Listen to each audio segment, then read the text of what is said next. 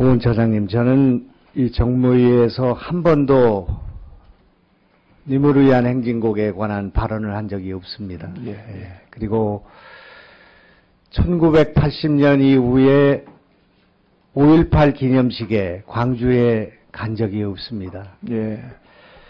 제가 5.18 민주화운동 유공자입니다. 보훈처에서 제공하는. 또 저와 아내가 다 5.18이 일어났을 때 투옥되고 수배당하고 그 과정에서 고통을 당한 부모를 땅에 묻고 이런 고통을 당했지만 5.18 문제에 대해서 또 5.18 기념식에 참가하지 않는 이유는 그때 함께 죽지 않았기 때문에, 우리 때문에 광주의 시민들이, 젊은이들이 죽었고 저희는 그것을 촉발했고 그리고 살아남았고 보상받았고 유공자가 되었고 이것을 아주 부끄럽게 생각을 해왔습니다.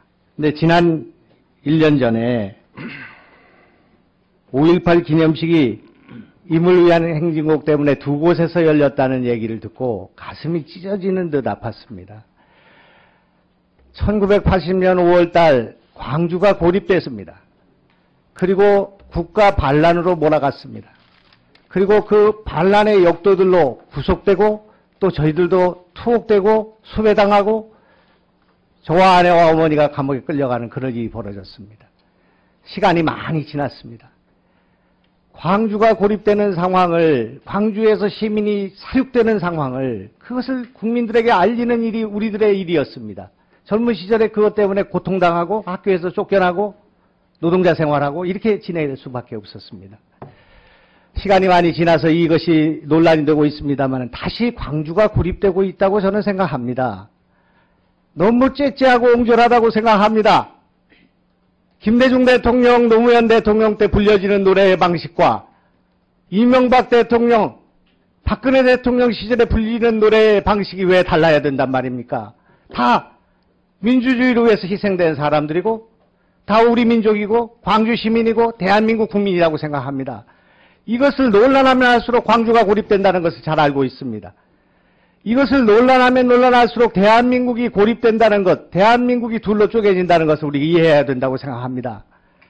산업화도 중요하고 또 자유를 지키기 위해서 나라를 버린 사람도 중요하지만 민주주의를 지키기 위해서, 동북아시아에서 민주주의의 선진국이 되기 위해서, 이만큼 자유의 나라를 만들기 위해서, 그래서 K-팝의 나라가 되고 한류의 나라가 되고 동북아시아는 물론이고 세계의 사람들이 존중하는 그런 나라가 되는 데는 광주 시민의 희생이 있었다고 생각합니다.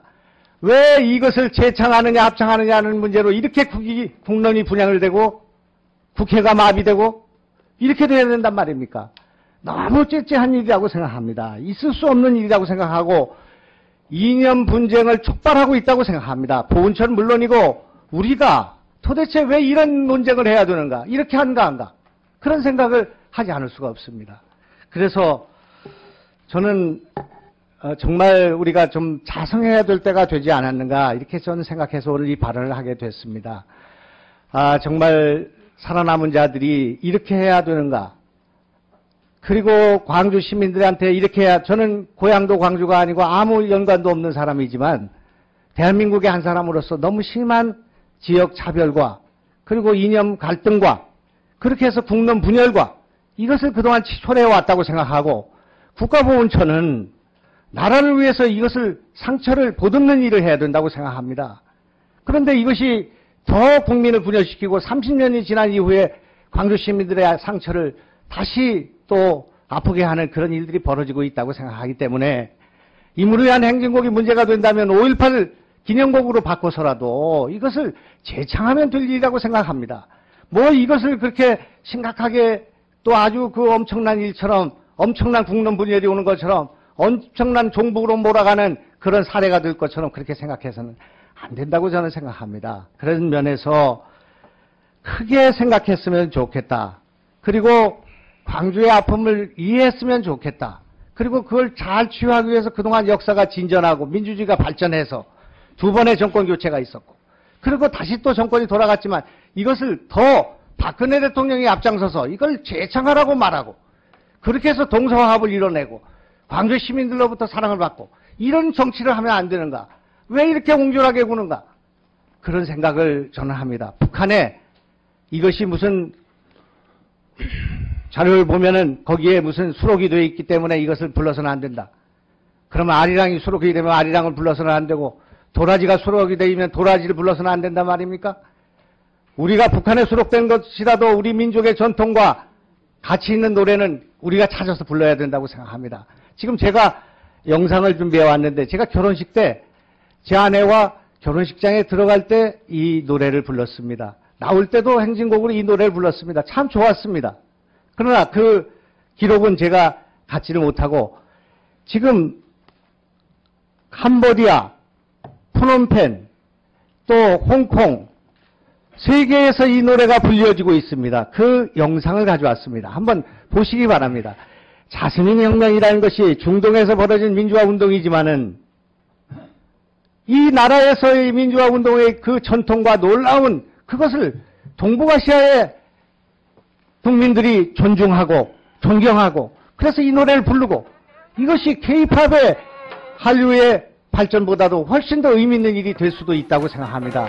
제가 시간이 짧기 때문에 2분으로 만들어 왔기 때문에 한번 보시기 바랍니다.